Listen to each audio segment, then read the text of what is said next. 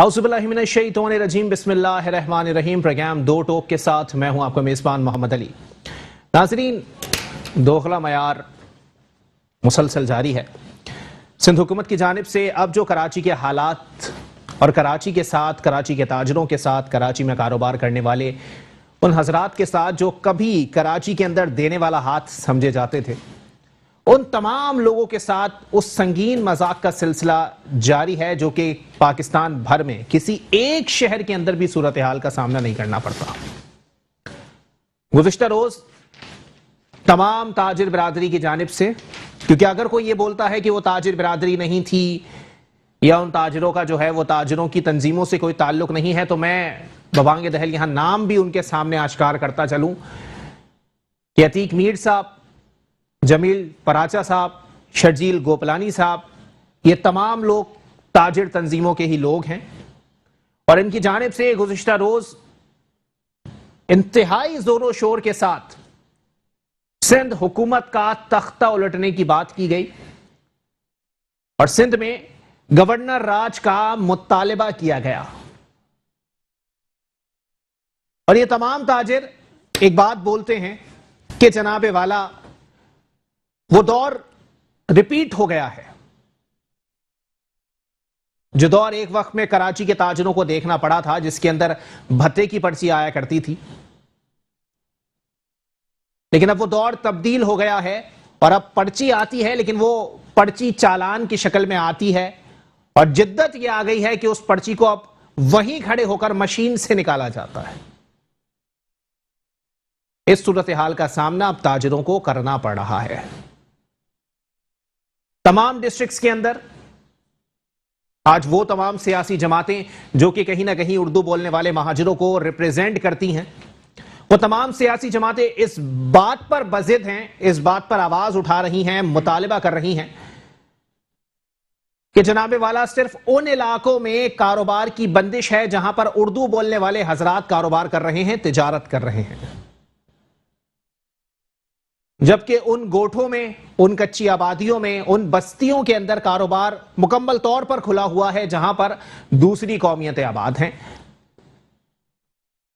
लेकिन यहां पर अगर मैं बात करूं कुछ सियासी जमातों के रहनुमाओं की, तो आज भी यही बात बोलते हैं कि कुछ हजरात जो कि इस वक्त अफसरान की सीट पर बराजमान हैं, उनकी जानिब से शाह से ज्यादा शाह की वफादारी दिखाई जा रही है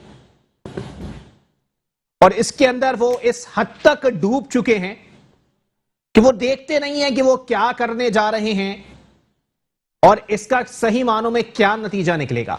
गुज़िश्ता रोज भी कराची के अहम तरीन इलाके करीमाबाद के ऊपर तमाम ताजिर बिरादरी की जानिब से प्रोटेस्ट किया गया, क्योंकि वहां पर डिप्टी कमिश्नर और असिस्टेंट कमिश्नर साहब की जानिब से मार्केट को सील कर दिया गया था। और गुज़िश्ता रोज शर्जील गोपलानी साहब ने एक बात की, बाद में उसकी तरदीद आ गई, तरदीद करना मजबूरी थी कि जी सरीना मोबाइल मार्केट जो कि डिस्ट्रिक्ट सेंट्रल में आबाद है, उस मार्केट से ही महज 1 महीने के अंदर लॉकडाउन के दौरान डिप्टी कमिश्नर को चालान की मद में 1 करोड़ रुपए का भत्ता दिया गया है।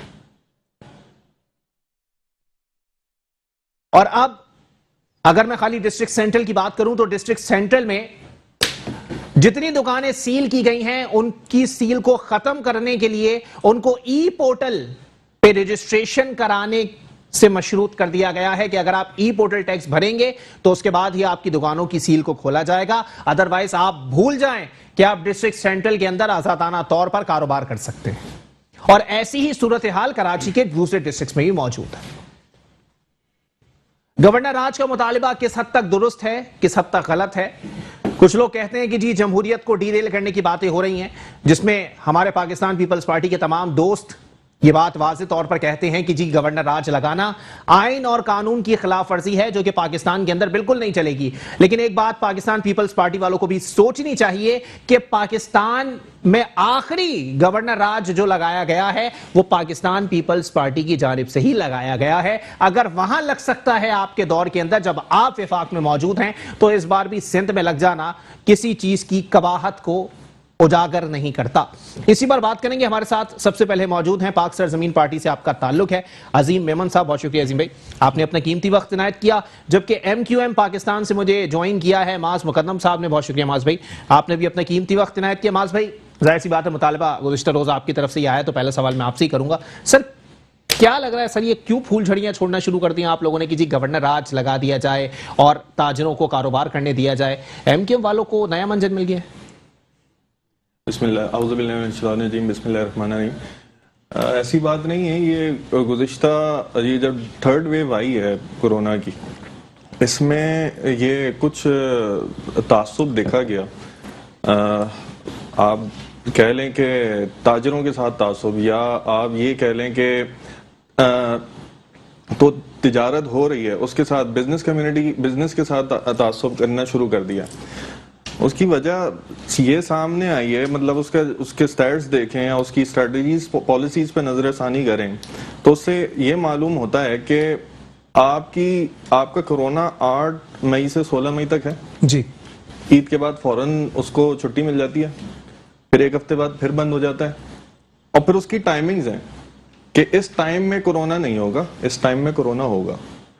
देखें, कॉमन सी बात है। आपने कोरोना के लिए जो WHO की स्ट्रेटजी, जो रिक्वायरमेंट्स हैं, उसमें ये है कि झुंड जमा ना हो, गैदरिंग्स ना हो। तो उन गैदरिंग्स को खत्म करने के लिए आपको टाइम ड्यूरेशन कम नहीं, आपको टाइम ड्यूरेशन ज्यादा करना है।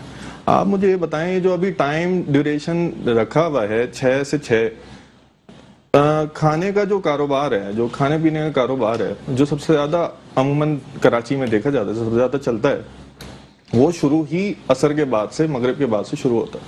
आपने उसको सुबह 6 बजे से अगर वो शुरू करेगा तो कौन खरीदने आएगा उससे, कौन लेगा उससे? ठीक है।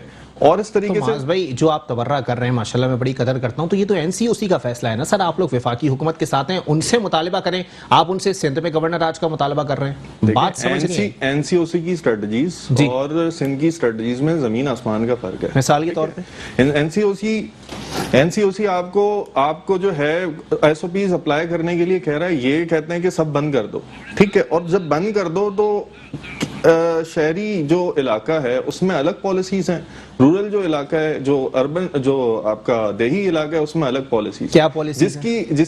जो आप लोग अर्बन में क्या है और रूरल में क्या है, मुझे क्लियर कर देना। अर्बन में ये है कि आप जो है डंडे मार के ताजिरों को फौरन 5:55 में आप लोगों को मारना शुरू कर देते हैं, दुकानें बंद करवा दी। सब आप लोगों ने अपने टीवी चैनल्स पर दिखाया, लेकिन ठट्टा की दुकानें खुली भी होती हैं, ये भी आप ही लोगों ने दिखाया। और लाड़काना की जो है मेन रोड की दुकानें खुली हुई हैं, सब आप लोग के टीवी चैनल्स पे चल रहा है। ये कोई मैं अपनी तरफ से मनगढ़ंत बातें नहीं कर रहा। कराची में ऐसा क्यों हो रहा है, क्या लगता है आपको सर?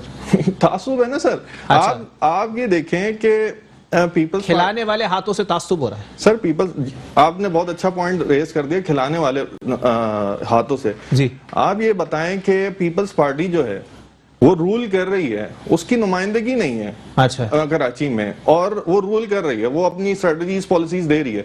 आपने यहाँ के स्टेक होल्डर्स से कितना पूछा?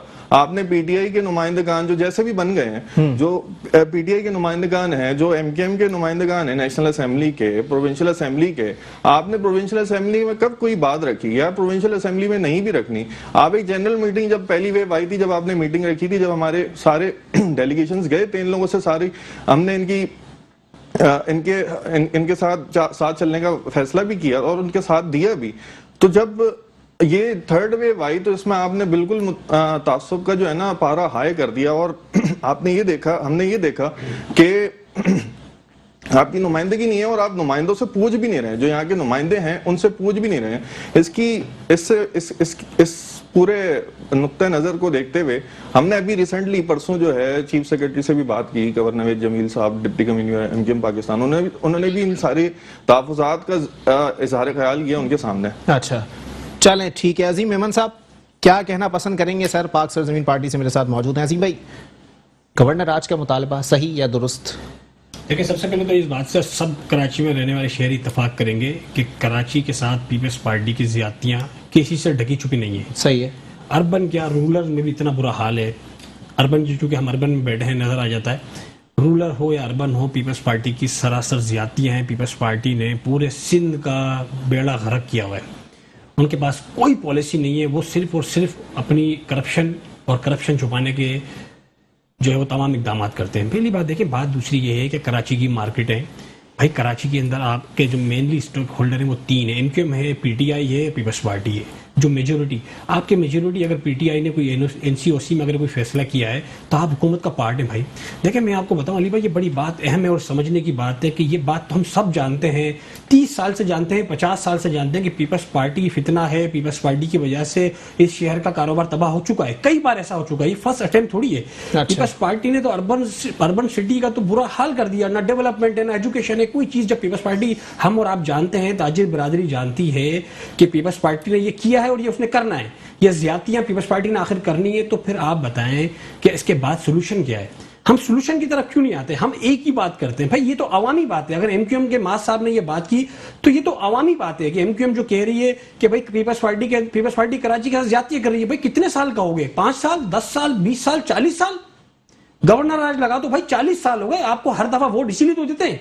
अच्छा, कराची के लोग एमक्यूएम को वोट इसी वजह से देते हैं कि भाई पीपल्स पार्टी ज्यादतियां कर रही है, खुदा का वास्ता इनका हाथ रोक लो। अगर एमक्यूएम इनका हाथ नहीं रोक सकती तो हमारा कराची के लोगों का, एक आम आदमी का एमक्यूएम को वोट देने का क्या फायदा। और इस दफा लोगों ने एमक्यूएम के बाद पीटीआई को भी ट्राई किया कि यार इस हाथ को शायद पीटीआई रोक लेगी। तो पीटीआई अपनी हुकूमत चलाने की खातिर पीपल्स पार्टी को साथ लेके चल रही है, उसे अलाई बनाया हुआ है। कराची की ताजिर बरादरी जानती है कि पाकिस्तान पीपल्स पार्टी का मुकाबला सिर्फ एमक्यूएम ही कर सकती है, तभी वो बहादराबाद गए, वो पाकिस्तान हाउस नहीं गए। देखें बात यह है कि अभी एक दिन पहले गए बहादराबाद। अच्छा, पिछला जो रमजान गुजरा है, पिछला जो लास्ट ईयर भी आपका कोरोना था जी, कई बार ताजिर बिरादरी, ताजिर रहनुमा हमारे मरकज आते रहे, आपको पता होगा जी। तो हो सकता है 1-2 दिन में हमारी तरफ भी आ जाए, लेकिन हमारी तरफ आना बनता नहीं है, तो हम उनको वेलकम करते हैं। वोट किसको दिया है कराची ने? नहीं सर, चलें ठीक है, हम एज ए पॉलिटिकल पार्टी बिरादरी आपके पास आती है, आप भी वही मुतालबा करेंगे जो खालिद मकबूल सिद्दीकी साहब का है। हमारे पास एक सीट नहीं है, यही बात मैं समझाना चाहता हूँ। मेरी पॉइंट को मेरे पॉइंट को जरा समझिएगा। जी देखें, बात यह है कि इस वक्त कराची के लोगों ने मुतालबा क्या होगा, मैं ये मुतालबा, कराची के लोगों ने वोट दिया है पीटीआई को और एमक्यूएम को। पावर किसके पास है? हुकूमतों में कौन है? पीटीआई और एमक्यूएम। तो भाई पीपल्स पार्टी को पीटीआई और एमक्यूएम उसका हाथ रोके ना, वरना हमारे कराची के लोगों का फायदा क्या उसे वोट देने का कि 10 साल, 20 साल, 30 साल, 40 साल भी अगर आप हाथ अगर पीपल्स पार्टी का नहीं रोक सकते तो हाथ खड़े कर दें। कराची वालों को बता दें कि भाई हम ये नहीं कर सकते, हम रोना धोना कर सकते। पाकिस्तान पीपल्स पार्टी वालों का मौकिफ क्या है? मुझे मुसरत नियाजी साहिबा भी ज्वाइन कर चुकी है, बहुत शुक्रिया अदी, आपने अपना कीमती वक्त इनायत किया। मुसरत नियाजी साहिबा, थोड़ी सी जरा इस तरफ रोशनी डालिएगा, थोड़ी सी हरकतों पर नजरसानी कीजिएगा। गवर्नर राज का मुतालिबा हो रहा है सिंध के अंदर, जो कि आपके कुछ लोग जो माजी में आपके इत्तेहादी थे आज मुतालिबा कर रहे हैं कि गवर्नर राज लगा दिया जाए, क्योंकि ताजरों का बुरा हाल करने में पीपल्स पार्टी का हाथ है। क्या कहेंगी यदि?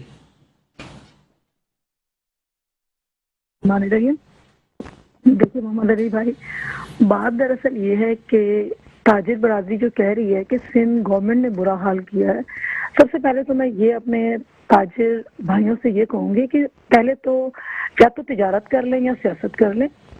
एक दिन ये एमक्यूएम के साथ बैठते हैं तो मुतालबा करते हैं कि जी सूबा बनना चाहिए, दूसरे दिन अगर वो बैठते हैं हलीम आदिल शेख के साथ बैठते हैं तो उस दिन मुतालबा करते हैं कि गवर्नर राज होना चाहिए। पहले तो इस चीज को ये क्लियर कर ले। देखिए दूसरी बात ये रही कि आपने बिल्कुल बजा फरमाया कि जी ताजिर मुश्किल में है, ये सब देखिए पूरी दुनिया, पूरा पाकिस्तान मुश्किल में है इस वायरस की वजह से। तो इस पे मैं नहीं समझती हूँ कि किसी भी पॉलिटिकल पार्टी को या किसी भी ताजिर बरादरी हो या किसी भी शोबा से ताल्लुक रखने वाली शख्सियत हो, उसको इस किस्म की पॉइंट स्कोरिंग से गुरेज करना चाहिए।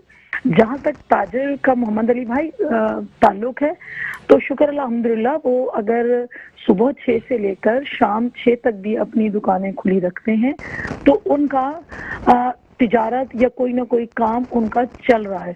आप उस तबके को भी देख लें जो बहुत पीछे, और उसने वो तबका ने कभी ये नहीं कहा कि जी हम भी ताजिर बरादरी में से हैं, हम भी तिजारत कर रहे हैं, हमारा भी कारोबार है, हमारा भी बिजनेस है। उन्होंने भी कभी गवर्नमेंट के खिलाफ ये बात नहीं की कि जी रवैये पे मसला है, रवैये पे मसला है। डीसी आता है, दुकानें सील करके चला जाता है, ताजिर कुछ करें तो डंडे मार के सर खोल दिए जाते हैं। ऐसा रवैया तो कराची में कभी नहीं देखा गया, तब भी नहीं जब हड़तालें हुआ करती थी। देखिए मैं एक बात बताऊं कि बात दरअसल ये है कि मोहम्मद अली भाई ताजिर बरादरी है। देखिए मैं हूं या आप हो या कोई भी जितने हमारे व्यूअर्स हमें और आपको सुन रहे हैं, वो भी बखूबी वाकिफ हैं कि ताजिर बरादरी भी इंतहा करती है कि 6 बजे तक टाइम है।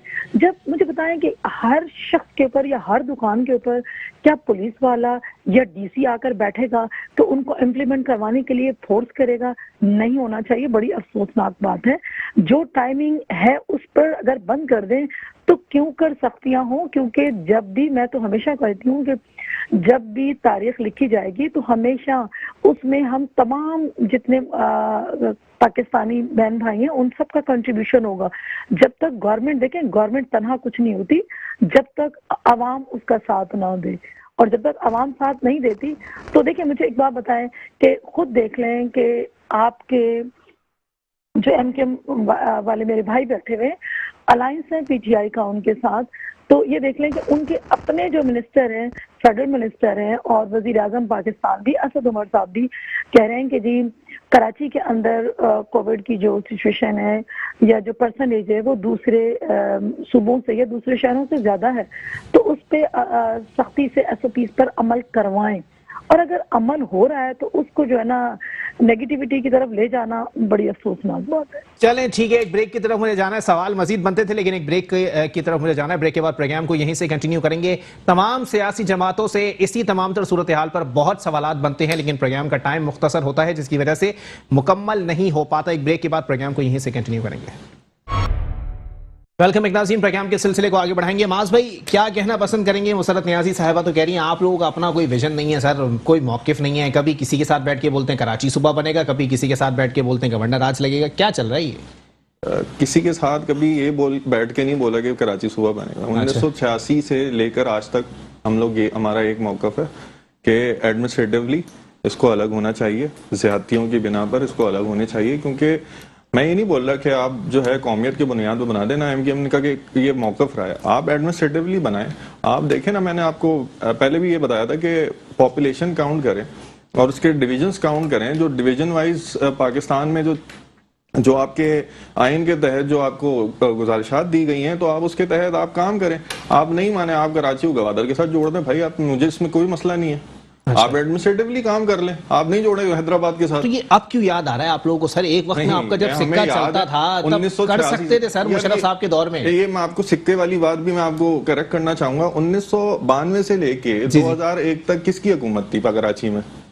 मुझे करेक्ट करें ना, आप बताएं ना। मुझे करेक्ट कर दें। अच्छा आप, नहीं अगर मुझसे सवाल करेंगे तो मैं वहां आ जाता हूँ, आप यहाँ आ जाए मेरी जगह। नहीं, मुझे करेक्ट कर दें, एमकेएम नहीं थी। अच्छा ठीक है, 2000 नहीं थी, 92 से 2001 तक एमकेएम नहीं थी कराची। 2010 से फिर 2010 से 2016 तक कौन चला रहा था कराची का? एडमिनिस्ट्रेटर कौन था? कमिश्नर कौन था?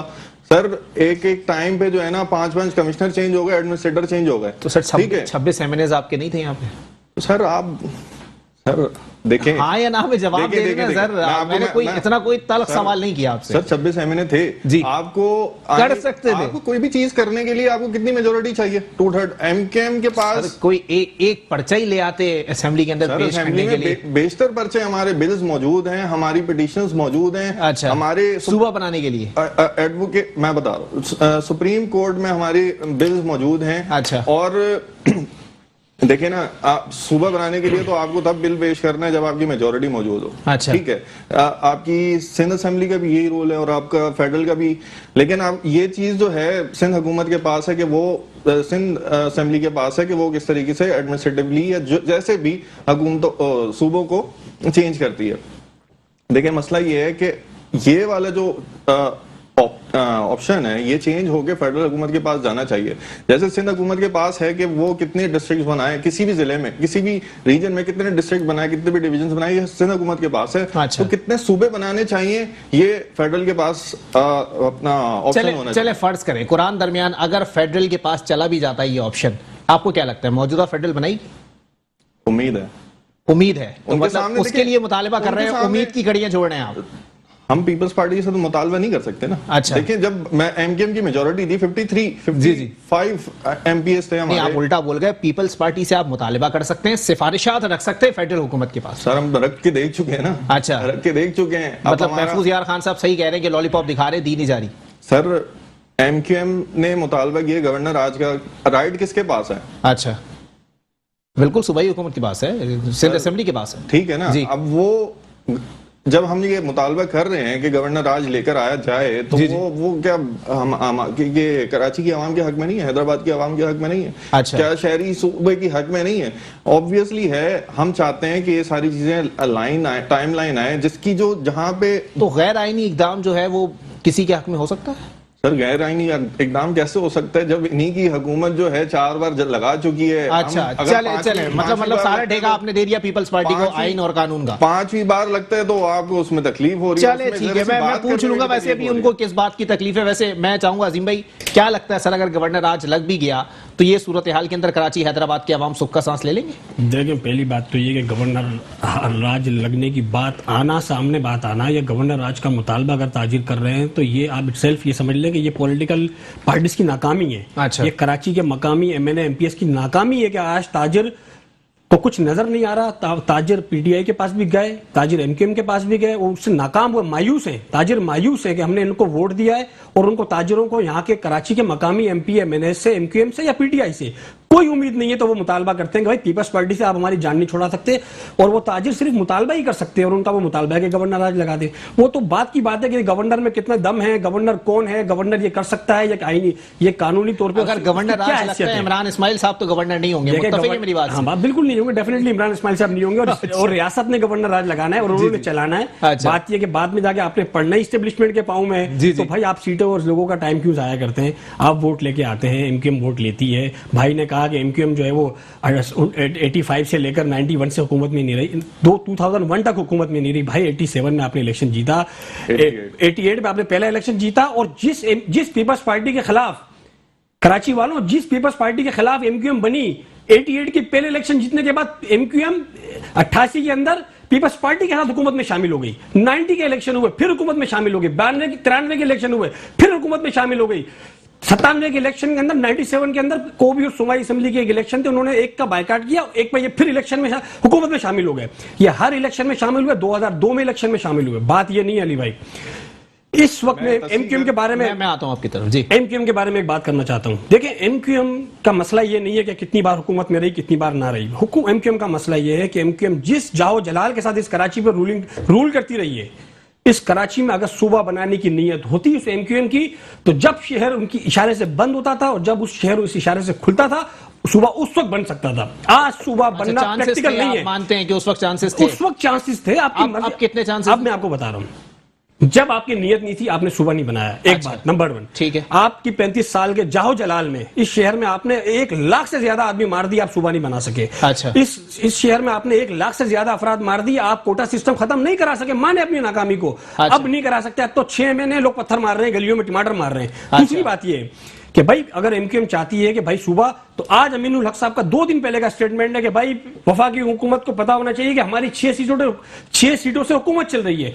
अगर मैं समझता हूं एमक्यूएम की 6 सीटों से हुकूमत चल रही है, 3 साल से एमक्यूएम के अंडे बेच रही है, टमाटर बेच रही है। अच्छा, 6 साल से एमक्यूएम की 6 साल से एमक्यूएम की 6 सीटों से वाकई ये वफाकी हुकूमत चल रही है। मैं अफसोस करता हूं कि 3 साल में कुछ भी ना ले सके। अब तो वफाकी हुकूमत के जाने का टाइम है। अच्छा। आज जाएगी या कल जाएगी। अच्छा। मांगी भी तो क्या मांगी, मिनिस्ट्री, फिर मांगी भी तो क्या मांगे, दफातर खुलवा दे, फिर मांगे भी तो क्या मांगे, फैसल सब्जारी को सेनेटर बना दे। आज भी अगर कुछ मांग रहे हैं तो जाती वफाद आते हैं। आज भी कुछ मांग रहे हैं, कहते हैं वसीम अख्तर को गिरफ्तार ना करें। अच्छा। तो भाई कराची के लिए मांगे। चलें जी, माज भाई कोई कमेंट करना चाहेंगे सर? क्या बेचने लगेगी आप? 3-4 चीजों की तस्हीह करनी है मैंने। एक तो पहले इन्होंने ये बोला कि पीपल्स पार्टी के लिए बनी थी और पीपल्स पार्टी के लिए शामिल हो गई। पीपल्स पार्टी के लिए नहीं बनी थी। अच्छा। पीपल्स पार्टी को आजमा चुकी है, अब उनके साथ बैठने के लिए तैयार नहीं है। ठीक है, फिर ये कह रहे हैं कि हमने जो है वहां पे डिमांड्स रख दी हैं। ऐसा कुछ भी नहीं है डिमांड्स। हम हुकूमत को हम चीजें मनवाने के लिए हम मिनिस्ट्री छोड़ी है हमने, और हम मिनिस्ट्री से बाहर भी आए हैं। फिर उन्होंने उनकी यकीन दहानी के ऊपर हमें वापस भी चले गए। ठीक है, फिर इन्होंने अब ये कहा कि सेनेटर जो हैं फैसल सब्जारी को हम पीटीआई ने बनवाया। जी, हमारे भी एमपीएस हैं 17। अच्छा। ठीक है, उन्होंने भी वोट किया, एक जनरल पे और एक रिजर्व पे। तो खुदारा आप अपनी तस्हीह कर लें। मैं तस्हीह कर देता हूँ। 17 वोटों से सेनेटर नहीं बनता। 17 वोटों से सेनेटर नहीं बनता। 92 से 2001 तक का कहा था। सही। ठीक है, उसमें मुझे बता देना एमक्यूएम के हालात क्या थे और क्या नहीं थे।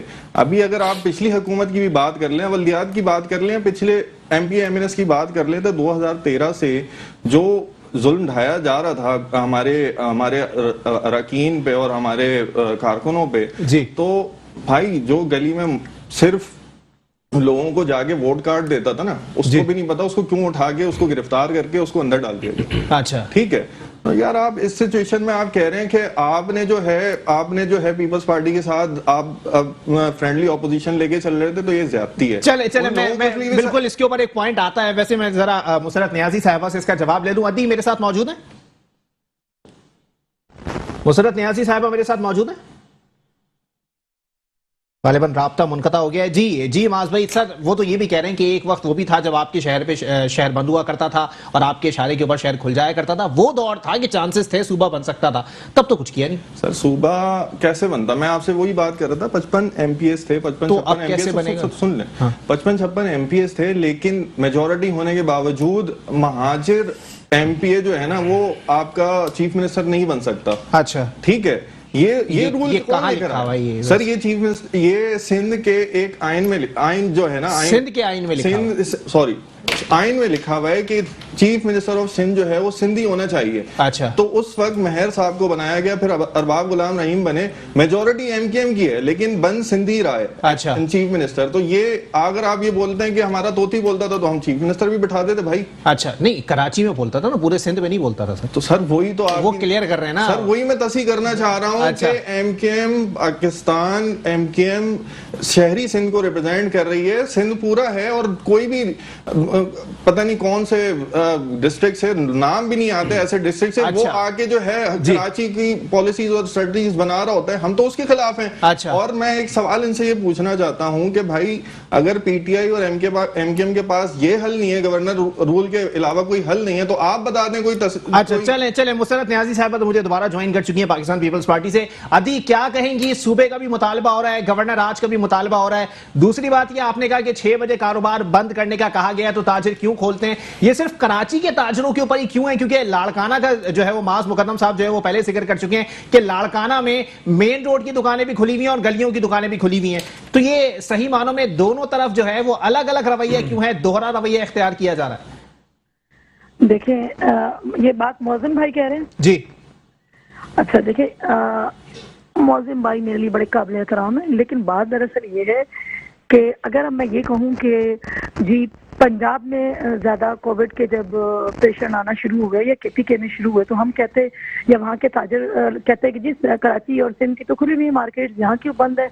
स्कूल उन्होंने बंद शुरू किए तो वो कहें क्यों बंद है? ऐसा नहीं है, जहाँ देखें रेशो ज्यादा है वही होगा। आप क्या चाहते हैं कि सिंध गवर्नमेंट या कोई भी गवर्नमेंट इस हाल में आवाम को तने तनहा छोड़ दें? ऐसा नहीं होता। देखें, कोई भी गवर्नमेंट हो वो कभी भी नहीं चाहती, और कराची हब है, ठीक है, वो कभी भी गवर्नमेंट नहीं चाहेगी कि हम अपने लोगों को तंग करें।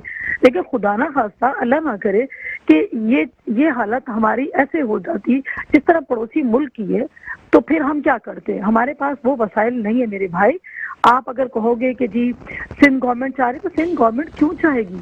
सिंध गवर्नमेंट क्या चाहेगी कि पहले जिस तरह से तब्दीली सरकार कह रही है कि जी मैशत बेहतर हो रही है, रेवेन्यू जनरेट हो रहा है, फलां हो रहा है, तो उसके बावजूद जो है ना, आप देख लें सिंध को 84 अरब का टीका लगा दिया जाता है, 84 अरब सिंध को नहीं दिए जाते।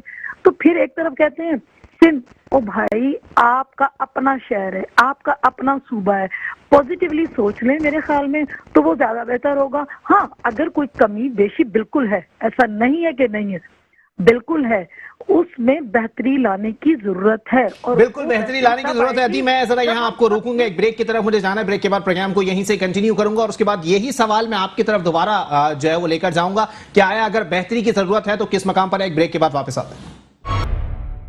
वेलकम एक नाज़रीन, प्रोग्राम के सिलसिले को आगे बढ़ाएंगे। मुसरत नियाजी साहिबा पाकिस्तान पीपल्स पार्टी से मेरे साथ मौजूद हैं। अदी आप जो बात कर रही हैं कि कहीं ना कहीं कमी कोताही हो सकती है, लेकिन इसको मैं क्या कहूं कि कल शर्जील गोपलानी साहब ताजिर रहनुमा हैं, उन्होंने ये इल्जाम आप लोगों पर आयद किया है कि एक मार्केट से जो कि सेंट्रल में वाक़ है, सरीना मोबाइल मार्केट, वहां से 1 करोड़ रुपए भत्ता गया है महीने का। तो इसी नौयत की पता नहीं कितनी मार्केटें कराची में मौजूद हैं, सबको जोड़ लिया जाए तो अरबों खरबों में मामलात पहुंच जाएंगे। इस तरह की नाअहली मैंने नहीं देखी।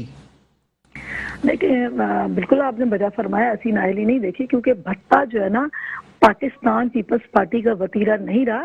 ये जो आज के नफीस लोग हैं और पहले अदवार में जो यहाँ के टेररिस्ट थे, ये उन लोगों का काम रहा है। दूसरी बात मैं आपको बता दूं मोहम्मद अली भाई, तरीका तब्दील हो गया। पहले गोली के साथ आती थी पर्ची, अब मशीन से निकल आती है। कोई बड़ी बात नहीं है ना जी। ये दूध का दूध और पानी का पानी हो चुका है, क्योंकि वहां का जो ताजिर था उसने अपने वीडियो बयान में कह दिया है कि ऐसा कुछ भी नहीं हुआ, ये सब झूठ और प्रोपेगेंडा है। अच्छा। अगर ये झूठ और प्रोपेगेंडा नहीं है जिससे लिए गए, जिससे वो सामने आए, बिल्कुल बिल्कुल इसको क्लियर होना चाहिए, और क्लियर तो हो चुका है जब उसने कह दिया। उन्होंने प्रेस कॉन्फ्रेंस के अंदर इल्जाम आयद किया है शर्जील गोपलानी साहब ने, उन्होंने कोई घर से बयान थोड़ी जारी किया थी। देखिए, हर शख्स जो ना उठकर लीडर बन जाता है, चाहे वो ताजर बरादरी का हो या कहीं का भी हो, वो कहेगा जी मैंने दिया मैंने दिया। इस तरह नहीं होती। जिसने उनसे बता लिया उसके खिलाफ कार्रवाई होनी चाहिए, और कार्रवाई होगी अगर वो कहते हैं। लेकिन आप बतौर पीपल्स पार्टी के रहनुमा आप मुझे बता दें कि कौन सी ताजिर तंजीम के रहनुमा को आप रहनुमा तस्लीम करेंगी या ताजिरों का खैर ख्वाह तस्लीम करेंगी? देखिए, मैं बताऊं, नेक्स्ट वीडियो जो आई है वो भी किसी ताजिर की आई है। वो मुशर्रफ न्याजी ने अपने घर से बैठ के नहीं बनाई है, या मोहम्मद अली ने नहीं बनाई है मेरे भाई, वो भी ताजिर ही था। अगर ये ताजिर कह रहे हैं तो इनको चाहिए उस शख्स के खिलाफ FIR लॉन्च करें, बिल्कुल हम उसका साथ देंगे। इस तरह कैसे हो सकता है कि आप अपनी जो है ना गवर्नमेंट पे इल्जाम लगाएं, एलिगेशन लगाएं, लगाते हैं तो उससे साबित करें। बिल्कुल। अच्छा, चले दोनों ताजिरों में से कोई एक झूठा निकलेगा, एक सच्चा निकलेगा। अगर फर्ज करें कुरान दरमियान मेरे मुंह में खाक, शर्जील गोपलानी साहब अगर सच जो है वो बोलते हुए दिखाई दे दिए या साबित हो गए कि वो सच्चे हैं, तो DC साहब पे भी FIR लॉन्च होती है? मैंने कहा कि कोई भी शख्स जो है ना अगर कोई भी मुजरिम है, चाहे छोटा हो बड़ा हो, मुजरिम होगा। अगर कोई शख्स इसमें पाया गया मुलविस तो उसको करार वाकई सजा मिलनी चाहिए, लेकिन अगर ये झूठे हैं तो इन्हें उससे डबल मिलनी चाहिए। चलें, ठीक है, मेरे साथ लाइन पर ही मौजूद रहिएगा। जी अजीम भाई, सर क्या कहना पसंद करेंगे जो सूरत हाल दिख रही है उसके तनाजुर में? यार लोग यहाँ देख रहे हैं हमें लाइव, जी बेवकूफ बना रहे हैं। अच्छा, एक दुकानदार, एक गली मोहल्लों में मैं आई विटनेस हूँ। आज कराची के 3 इलाकों में मैं गया हूँ, मैं आई विटनेस हूँ। अभी मेरे इस प्रोग्राम में आने से पहले मैंने अपनी आंखों से AC साहब को देखा है बंद करते हुए। मैंने अपनी आंखों से, आज की बात है 2 घंटे पहले, एक शॉप को सील लगते हुए देखिए। 50,000 रुपए का उसका जुर्माना किया है, उसको कंधे पे हाथ डाल के साइड पे, आई विटनेस हूँ, कंधे पे हाथ डाल के। कौन सा है जरा? मैं बहादुराबाद असिस्टेंट कमिश्नर बहादुराबाद, मैं आई विटनेस हूं। मैं अभी देख के आ रहा हूं कि उनको साइड पे ले जाके बात की गई है, 25-30 हजार में तोड़जोड़ हो जाएगी। अच्छा। ये तो मैं आई विटनेस हूं। इसके अलावा पूरे हम सियासी पार्टी है, पूरे कराची के शवाहिद हमारे पास मौजूद है कि पूरे कराची के अंदर ताजिरों को डंडे पड़ रहे हैं। ताजिरों को, जो मुल्क चलाने वाले हैं, ताजिरों को डंडे पड़ रहे हैं। ताजिरों को पुलिस स्टेशन में कैद किया जा रहा है, उनके पास वर्कर्स को पुलिस थाने ले जाया जा रहा है। रेट फिक्स है, एक बच्चे का 5-10 हजार रुपए एक ताजिर का, सेलमैन का रेट है। जब वो 5-10 हजार रुपए देता है तो वो छुटता है। ये अरबों रुपए की कलेक्शन हो चुकी है शहर में। अफसोस की बात यह है कि एक कल MQM की प्रेस कॉन्फ्रेंस में ताजिर रहनुमा ने खड़े होकर कहा, वो वीडियो मौजूद है मेरे मोबाइल में, आप देख सकते हैं।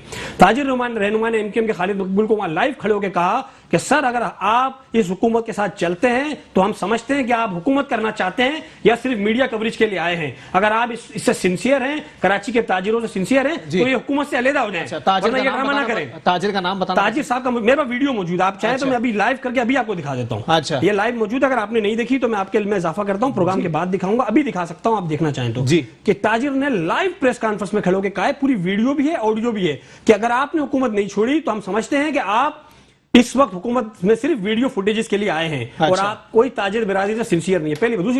दूसरी बात देखिए, साहब कह रहे हैं कि महाजिर बहुत तकलीफ में थे और हम महाजिर के नाम पे वोट लेते रहे। भाई, महाजिर के नाम की बात कर रहे हैं। 1 हफ्ते पुराना एक वाकया है लियाकताबाद के अंदर, गैस की लीकेज से मेन लियाकताबाद, जहां के MNA खालिद मकबूल सिद्दीकी हैं, एक गैस लीकेज का वाकया हुआ है। 4 बच्चे झुलस गए एट द मोमेंट, उनकी शहादत हो गई। 2 खवातीन शहादत हो गई, एक राहगीर शहीद हो गया, कई अफराद जख्मी हैं।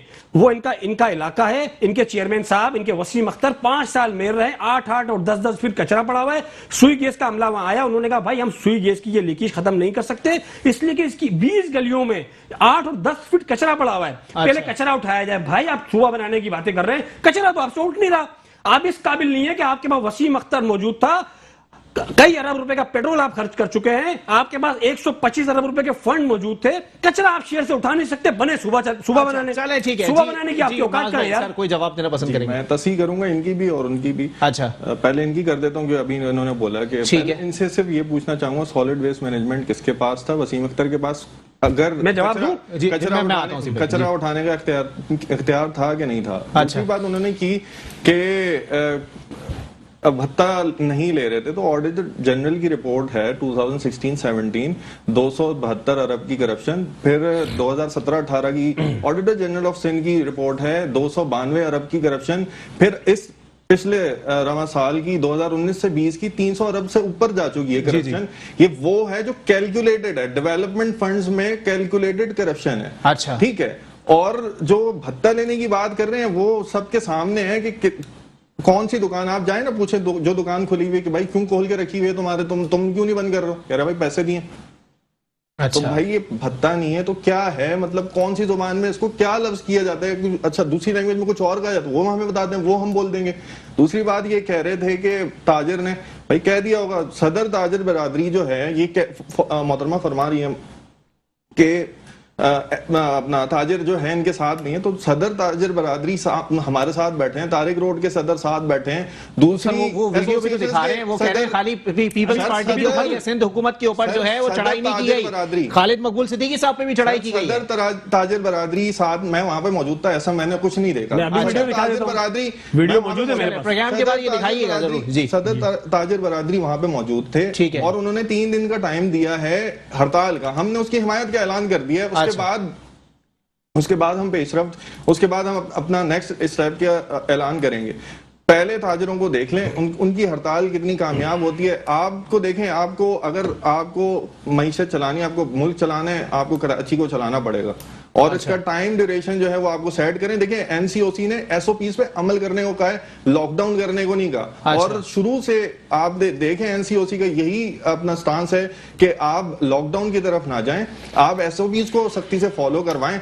लेकिन यहाँ पे सिंध हुकूमत का कुछ और। चले ठीक है जी अजीम भाई, जवाब इनकी बात की तस्दीक कर दूं, ये काम के सूबे नहीं मांग सकते ना, काम के बात करके ना, ये जो सर आप लेके चल रहे हैं सुबह क्या ये पानी भी बंद हो जाएगा आपका। भाई सर सॉलिड वेस्ट तो वो कह रहे हैं, आज मैं ये बात कह रहा हूँ, ये कराची वालों ने जाके डिस्ट्रिक्ट चेयरमैन को और यूसी चेयरमैन को पकड़ना है, और उनकी रिकॉर्ड बात कर रहा हूं, जाके अपने इदारों में जाके चेक कर लें। और सारा कराची के ऊपर किसको पकड़ना, सारा कराची अपनी तस्दीक कर ले। डिस्ट्रिक्ट कोरंगी और डिस्ट्रिक्ट सेंट्रल, जिसमें दोनों एमक्यूएम के चेयरमैन थे जी। डिस्ट्रिक्ट कोरंगी और डिस्ट्रिक्ट चेयरमैन का सॉलिड वेस्ट मैनेजमेंट से कोई ताल्लुक नहीं था। अच्छा। डिस्ट्रिक्ट कोरंगी और डिस्ट्रिक्ट मलिर के, डिस्ट्रिक्ट कोरंगी के और डिस्ट्रिक्ट सेंट्रल के चेयरमैन को डायरेक्ट सिंध गवर्नमेंट से फंड मिलते थे और वो अपना कचरा खुद उठाते थे। अच्छा। ना तो मैं कहता हूं कि कराची का हर आदमी डिस्ट्रिक्ट सेंट्रल का रहने वाला, डिस्ट्रिक्ट कोरंगी का रहने वाला ये जानता है कि उनके गली और मोहल्लों में, रोड पे कहीं भी उन्होंने सॉलिड वेस्ट मैनेजमेंट का कोई डब्बा कचरा उठाने का या कोई गाड़ी आज तक नहीं देखी होगी। डिस्ट्रिक्ट ईस्ट में, डिस्ट्रिक्ट वेस्ट में,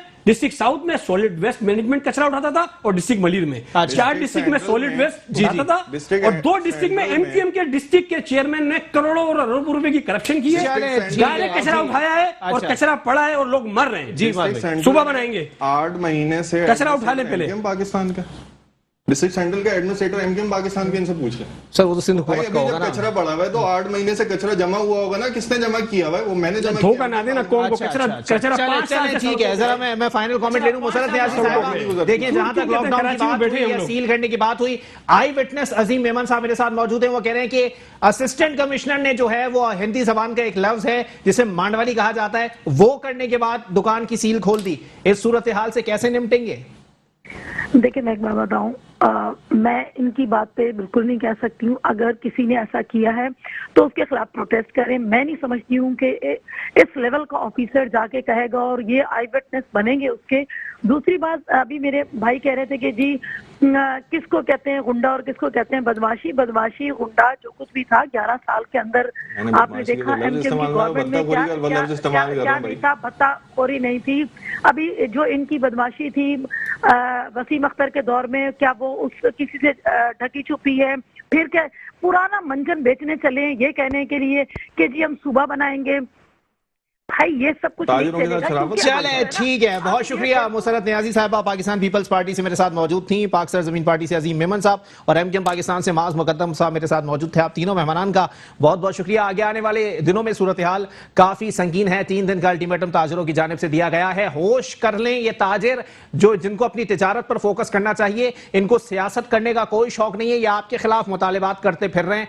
खुदारा होश के नाखुन लीजिए। इसी के साथ अपने मेजबान मोहम्मद अली को दीजिए इजाजत। अल्लाह हाफिज।